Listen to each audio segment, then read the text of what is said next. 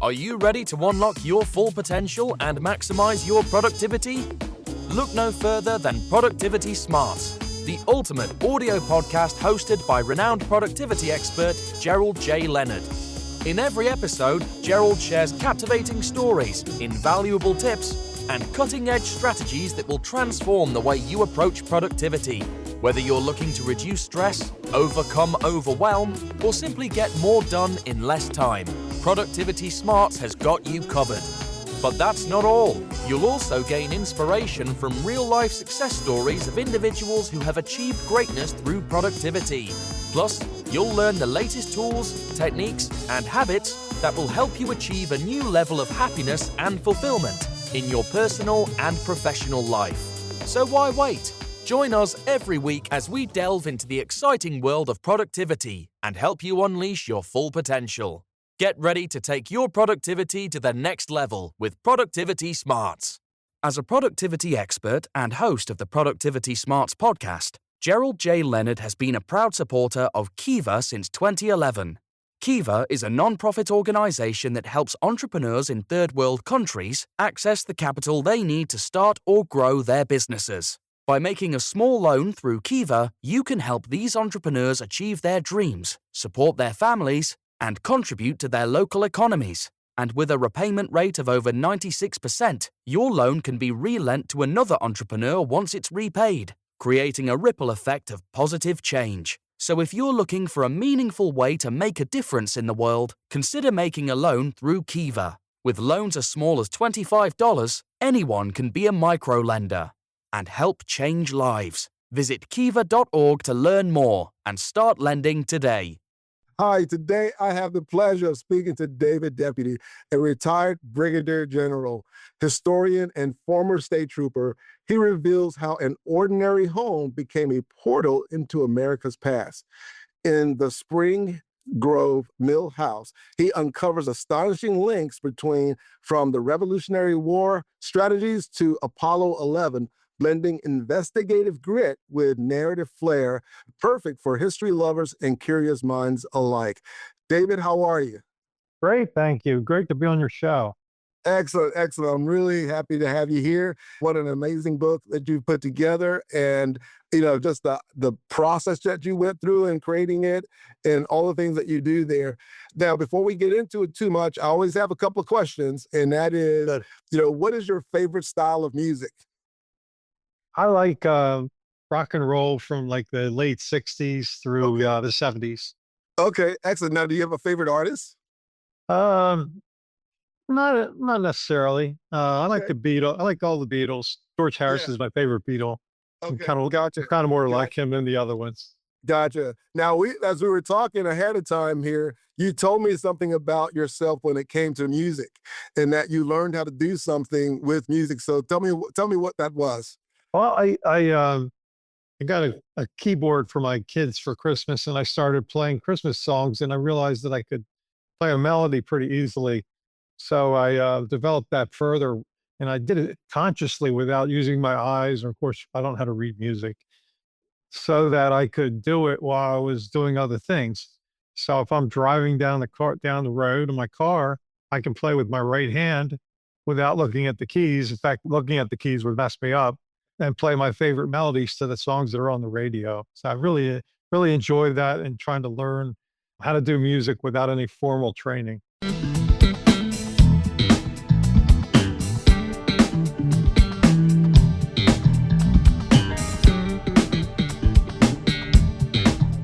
Now, don't practice that at home if you're listening to this.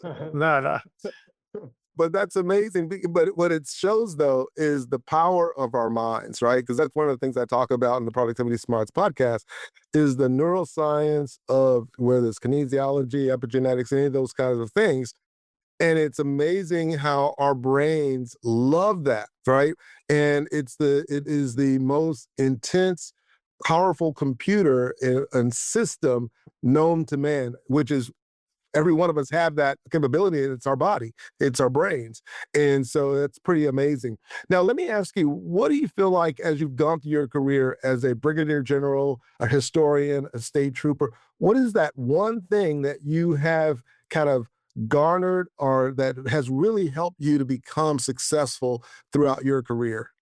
Well, I would say my childhood, growing up, a lot of emotional situations in the family, trying to read people and feel their feelings, read through their false smiles, and just kind of take a deeper look into people and understand them better. And that's Yeah. been a very, very powerful source for me as I've matured through the years and experienced different environments at work, different Right. jobs and careers. Right. But kind of makes me a quiet leader. I'm a very observant person. In fact, some people are surprised that I'm at the level that I'm at because they don't see me as the typical effective leader that is type A personality.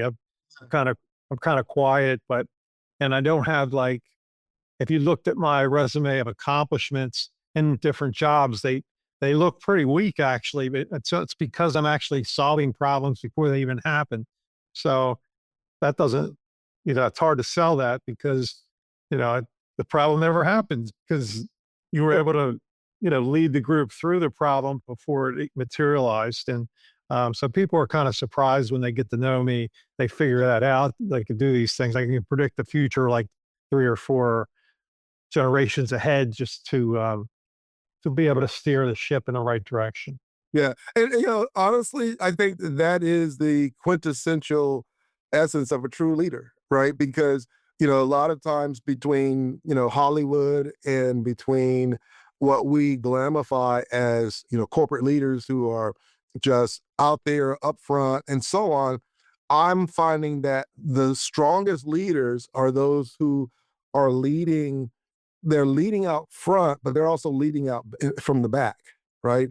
They're setting the example, but they're also very supportive so that when the team is successful, you can't point to the leader and say, hey, you did this all by yourself, right? But in your mind, in leading out front and setting an example, you set up the environment so that everyone can be successful. And I think that's really, it's underappreciated many times because it's not the glam of being that upfront leader and being, like you said, that's atypical leader. But I think it's probably one of the most effective ways to be a leader. Let me ask you, you wrote this book, The Spring Grove Mill House, and it has really important essence within history. And, it became something that you discovered. And it was interesting when, in reading the book, how, that area that you live in now in this home was an area that you grew up in as a kid and lived Yeah. in that area. So tell us, why is this house so important to America's history, especially as we're coming up on the 250th anniversary of America? And what really was your motivation initially for, hey, I really want to understand what this is all about and this piece of property, it's been a big part of my life. What drove you to that as well? I grew up in suburbia. So this was my escape from suburbia. It took me 60 years for that to happen, but I really wanted to get away from the suburbia thing. And this was it. So when I first came down the driveway, long driveway of my house, 700 feet long, Well, and you could just feel that there was more to the place. It's surrounded by nature, but there's also strange hills where there used to be mill races, and you can't tell when you first glance at it, but you could feel that there was something special about it. And we kind of had to delay our investigation on the history part because there were so many renovations that were needed. It's an old house and it hadn't been cared for as much as it should have been. So we focused on that. And my son's in-laws came in to visit 6 months later and brought a map. We were told the house was built in 1880 and the DuPont family had owned it. That's about all we knew. The map was 1868, and in our house, there was a dot for our house with a name and said Spring Grove Mills, and we didn't know there was mills on the property, and there was mill races on the map. And like, wow, there's so much more like we had felt when we first went down the driveway. So that's when we started digging into finding the history, looking at older maps and figuring out when the house was built. The house was built in 1813, but there was another house on the property in the early 1700s, and that's when the milling started. And they just kind of started to accumulate information, not to write a book, but just to find out, what's the story behind this place. And eventually we connected it to the Revolutionary War, the War of 1812, the Underground Railroad, the Civil War. Every major event, old time in American history, is connected. And then I thought to myself, I was laughing to myself, if I keep digging, maybe I'll find something with the Kennedy assassination and Apollo 11. And then I found stories that connected the house to that. So it was just amazing. It's something that shouldn't happen. It's just too incredible. So let me ask you about three of them: the War of 1812, the Kennedy assassination, and Apollo 11. Okay. Well, the War of 1812 is a very simple one in that the house was built in 1813. And I thought, oh, that's kind of odd. The War of 1812 was raging then. Was there any connection? So it turns out that the house was built because of the War of 1812, caused it to be built. It's a mill house. And so there was a mill factory, and the house were constructed in 1813 while the war was raging because the cost of cotton had skyrocketed. Because back before then, most of our raw cotton, was sent to Europe and manufactured and then sent back to the United States, probably because the King of England, had buddies that had factories over there, and they wanted to keep that business. So when they blockaded our ports, everybody needed cotton cloth to survive. So the price skyrocketed, and the banks financed the house to be built and the mill factory and the 5 small homes that were on the property for the workers. Oh, wow. Wow. Now, what about the Kennedy assassination? That's an entertaining story. The original house that was on the property from the 1700s was destroyed about 20 years ago. So back in the 60s, the owner of my house also owned that house and had a family that they owned Delaware Park racetrack, horse racing. And the owner of the house was a trainer, not the owner, the person who lived in this house. Yeah. And he served with Lee Harvey Oswald in Japan in the 1950s in the Marine Corps. So he already knew Oswald before the assassination, and he already didn't like Oswald. And his last name was Clancy, so he was very Irish Catholic. So he was really upset when Kennedy was assassinated, and he decided to take the law in his own hands and got another Irish buddy. They loaded up the car and started headed to Dallas to kill Lee Harvey Oswald. Well, they got to Tennessee, were buying guns there, and for some reason they got suspicious. And the police came and put him in jail over the weekend, and Oswald was killed by Ruby while they were sitting in a jail cell. So they would have gone out and actually been a part of that whole thing. They were trying to be, yeah. They were trying to be. Wow, that's pretty amazing.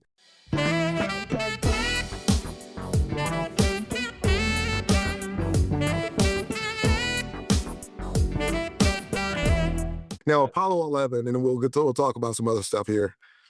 Apollo 11 is fairly simple. It's when the DuPont family sold this house and the surrounding property back in 1977, they sold it to the Blount family from Alabama. And the Blount family had a huge construction corporation that did government projects like nuclear sites, missile sites, stuff that were very technical. So they built Launch Pad 39A for the Apollo program. So Apollo 11 was launched from the launch pad that they developed. Oh, wow. And they had lived and bought the house and lived there. Yeah. That's pretty amazing. That's pretty amazing. So listen, let's talk about your process and your journey, because it's pretty amazing just all that you were able to uncover, right? Because and that's not going to just kind of fall out of the sky by going to the local library and picking up a couple of books or going down to the deed office and getting some paperwork. That's taking a huge process. So walk me through your research routine, your habits. Like, how did you uncover all these different connections in this process, your investigative approach? Well, I mentioned in the beginning about my mind's kind of intuitive, able to see deeper into things. And that was developed further as a state trooper. I was a major crimes investigator.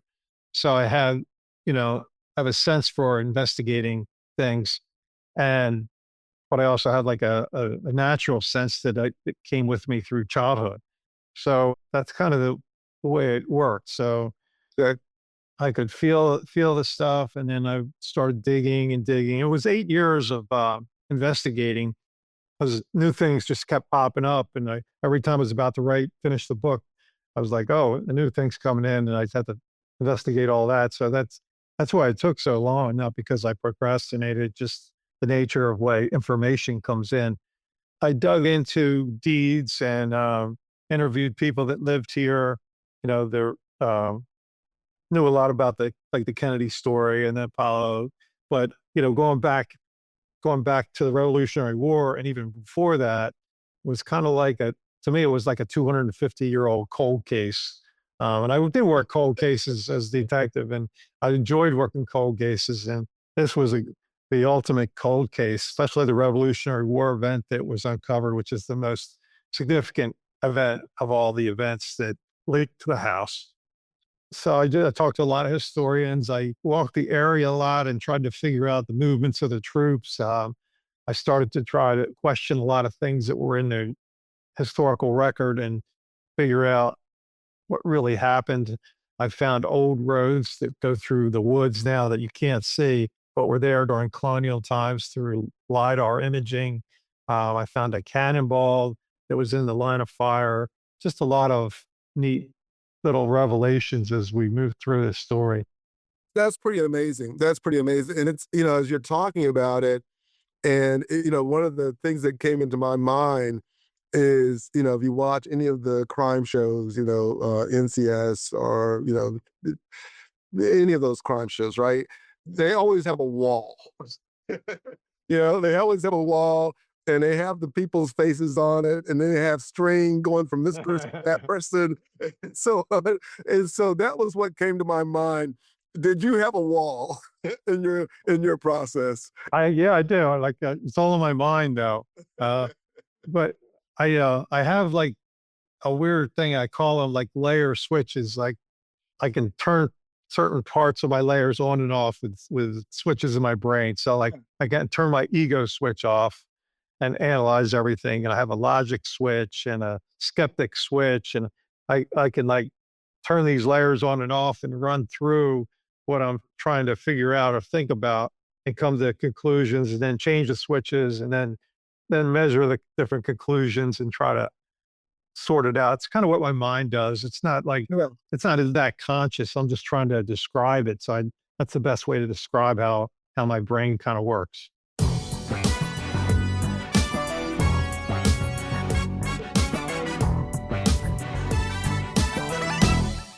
this is my question here, and I'm getting off script a little bit, but in going through that process, are you, and I get it when you're saying you have the different layers and your mind switching, but how do you keep track of it all?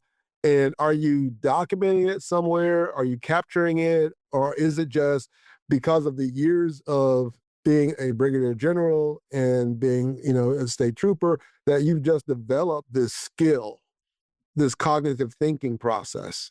Yeah, it's kind of it's not documented. It just kind of happens naturally.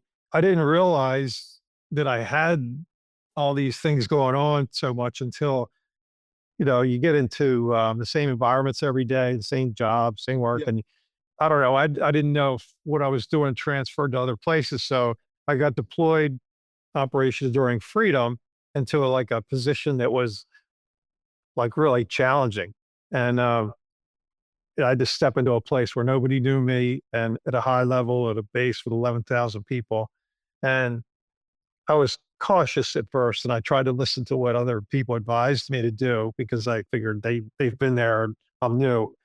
And in about a week, I figured out that my gut was a lot better than their advice. And I just, it was kind of neat to see that work.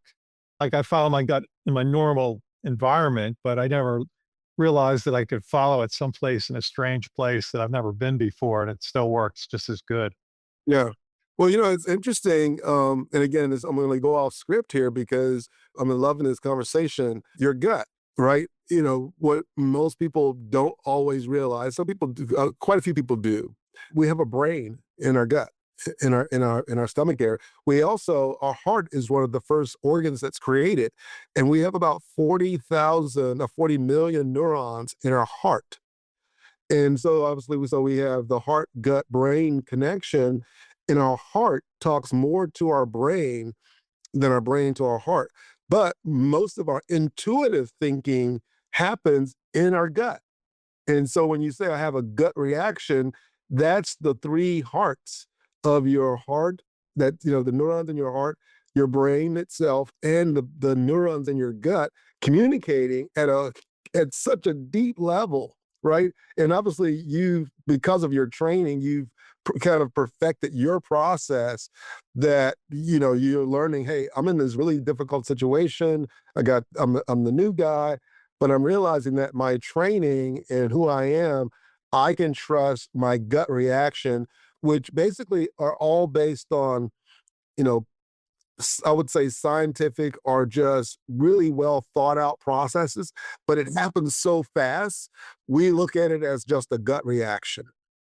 Right. And I think when you finally realize, it's one thing to realize you can trust your gut, but then if you analyze what you just described, how it's tied to your heart and your brain, and once you understand all that, then you can actually use it even better. Yeah. And that's, unfortunately, it took me like 45 years to get to that point. I wish I figured it out when I'm in my 20s.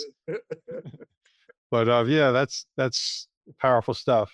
It really is. It really is. Can you describe also a moment of discovery that, as you were going through this process, that really reshaped your understanding of these major historical events, and just again the role that the home that you live in now has played? Well, I was trying to, the historical record indicated that Washington had sent troops up through a certain pathway that was following an old road. But at the end of the day, they were on top of a hill where there was no road. And I was suspicious of that, because when they followed the road, how'd they get off the road to that spot where they found the British on my property? And what I found was that sometimes you're so familiar with something, you don't realize it's strange. So this road that they followed has a very sharp curve in it before you get to this hill that's just deep in the woods. And I thought, well, after traveling that for decades, I never thought about, why is that sharp curve? It's like almost a right angle.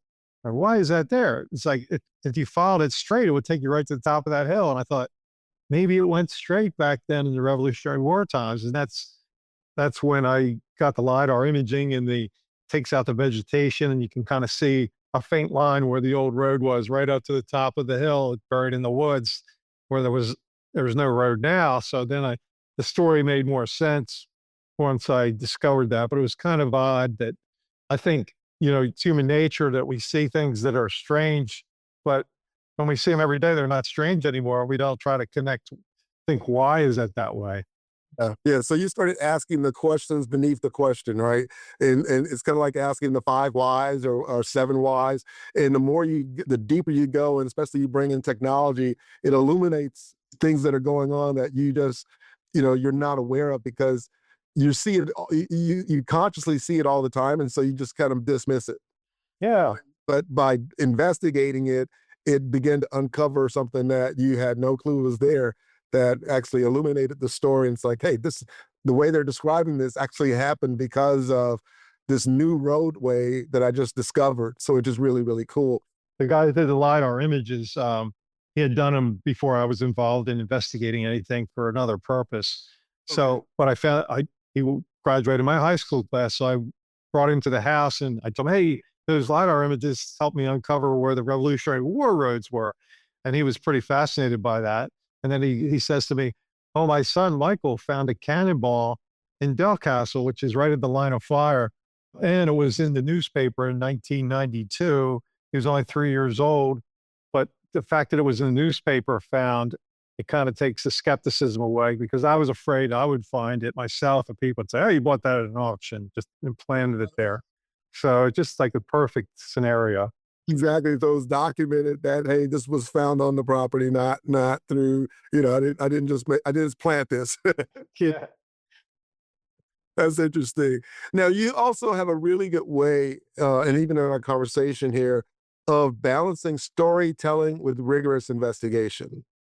What advice would you give someone who's a researcher or writer with being able to combine the two? Because obviously, you think about, I think of stories of 48 hours, a Dateline, and things like that, where it's investigative reporting. It is a story and an investigative rigor that goes in there. Yeah, that's very, very exciting to me because I never wrote a book before and I'm dyslexic, so it was a real challenge, but people are really enjoying the book and that really makes me feel good. So, I kind of took the approach, I call it the Jimi Hendrix approach. Like Jimmy learned to play the guitar on his own, like he wasn't formally trained. So he created a whole new way of doing it that was unique and ended up being very special. So that's how I took my book approach. I think there's 200 million books that have been written. Yep. I'm not formally trained. I'm not going to try to be formally trained. I'm going to do this on my own imagination. And I, I call it investigative history. When I was done the book, I wrote it for a publisher that I formatted in the way they would like it. And the publisher goes, I'm not interested in the book. And I'm like, why not? Because it doesn't fit a history genre. And I'm thinking, okay, I created my own investigative history, basically, Right, and right. a story about a house. I Googled story about a house, and the only book that came up was a child's book that happened to read to my grandchildren. And like I created something new, like Jimmy did. And so now, Exactly. so I self-published it, and people are enjoying the book in a lot of different ways, and so that's kind of where my creative mind kind of went.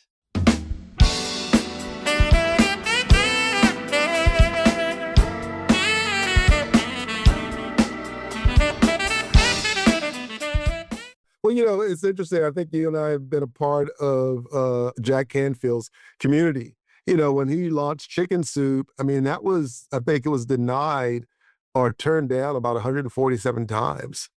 Just some ridiculous number but him and Mark Victor Hansen and Patty Aubrey believed in that work.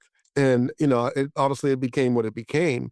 And so sometimes you just kind of have to believe in your work and follow your gut and keep at it and create that new genre. I did something else that, as far as I can tell, has never been done before. In the preface of the book, I suggest to the reader to skip to the last chapter and then go back to the beginning. Uh, and the reason behind that is the last chapter is more about the miracles of how we acquired the house and not the history, and how I attribute the miracles to God. And I didn't want to put it in the first chapter because you always put God first, but Right. but it belonged in the last chapter. So I forced the reader to want to go to the last chapter first. And that they get to know me as a person because it's more a personal chapter. Yeah. And then so when they go back and read the book and go through the journey, the 250 years, it's like we're going on a journey with somebody they know a little bit better. Yes, and in fact, because you did it that way, when I read the first part of the book and it said, go back to this last part, it's going to help you understand the essence of the book. I went and found, I think it's on page 197 or 191, and then read through that part of the book, and it was like, okay, okay, this makes sense now. So now as I'm going back through the book and looking at the different events, it's all coming together, and it really made sense. And I felt like like you said, I felt like I was more on a journey with someone who I had met and understood why they bought the house and how they're able to afford the house and waiting for the right price and all that stuff that you went through, and then to get into this process. So I thought that was really clever. I thought that was right. Thank you. Yeah. People do that a lot. It reminds me of, again, an investigative show. Because what do? An investigative show is they go to the end and they show you, how did this really happen, right? And what happened? Oh, yeah, what happened, but they don't tell you how. Yeah, and that's the best part of the story sometimes. Exactly, because The evidence, how the evidence was discovered. And I also I couldn't write a history book about something you could find, in another history book. I had to find for me, it has to be something I've done, uncover something new that nobody knew about before to Yes. be motivated to even write it. So Yeah. and then when you do that, you need to sort of prove what you found because there's nothing else to verify it except your work. Exactly. That does make Yes. makes the story interesting. So it makes so much sense by the way you did it. And again, not sure if you looked at it from this perspective of 48 hours of one of those other shows, but it actually follows that trend, but it makes sense because it's an investigative story, right? Yeah. And so it's really, really cool. I had not put that together until this conversation. So a couple more questions and we'll finish up here. In what ways has your project changed how you view productivity and focus when you're working on a long-term goal? Well, you can't rush it sometimes, like human nature, you want to get it done, and you can't procrastinate all the time, but you have to be organized in what you're doing so that you don't get stagnant. And even though it took many years to do it, it was worth it. And it wouldn't have been nearly as special if I had tried to rush through it. Yeah. Yeah. And now also last question for listeners interested in exploring history in their own surroundings or maybe even their own home. What practical steps would you recommend for them to start their own investigation? It's each situation is a little different. Where you live, maybe there's good maps of, the past that have dots on it for every house with a name, that kind of thing. But really every piece of land has an origin, like in the East Coast, if you trace it back, so the king gave the land to some historically significant person in history. So your house that is sitting on that land. So, Yeah. you can sometimes trace the deeds all the way back to them. And then you have a list of all the people that own the house. You can start investigating each one of them. Newspapers.com was so powerful. I mean, there's so many stories written in the historical record in newspapers that you can't find online, but in newspapers, you can do a search and find all kinds of things. Because it was a mill property, there was a lot of newspaper articles and advertising and things that helped with my particular situation. But, every situation's unique. You're going to find a house that has this many connections. Well, the subtitle says this is the one that has the most connections. So, but you're going to be connected to something if you dig hard enough. Yeah, no, I think it's a interesting journey to go on. So, David, where can people learn more about you and also pick up your book? Well, my book's on Amazon, and I have a website, springgrovemillhouse.com. Okay. And we'll make sure that all of those links and the link to the book and link to your website and about you is all in there with your bio and everything. This has been an amazing conversation. I have thoroughly enjoyed it. I learned a lot and discovered in my own little investigation of preparing for the podcast, discovered some new ways of writing and just some correlations between how you wrote the book and some of my favorite shows like Dateline or 48 Hours, which is really interesting. So, David, thank you so much for being on the Productivity Smarts podcast. Thank you for having me. If you're enjoying the content and finding it valuable, we would appreciate it if you could take a moment and leave us a review. Your feedback is important to us and helps us reach a wider audience. If you leave us a 5-star review, it would mean the world to us. Not only does it help us improve the podcast, but it also helps us attract more sponsors and grow our community. Thank you again for your support and for listening to the Productivity Smarts podcast. Thank you for tuning in to Productivity Smarts, where we help you achieve your goals and live your best life. We hope you've gained valuable insights and actionable strategies to boost your productivity and increase your happiness and fulfillment. Remember to apply what you've learned and keep striving towards your goals. And if you haven't already, be sure to subscribe to our podcast for more inspiring episodes and expert advice from our host, Gerald J. Leonard. Until next time, keep pushing forward and unleashing your productivity smarts.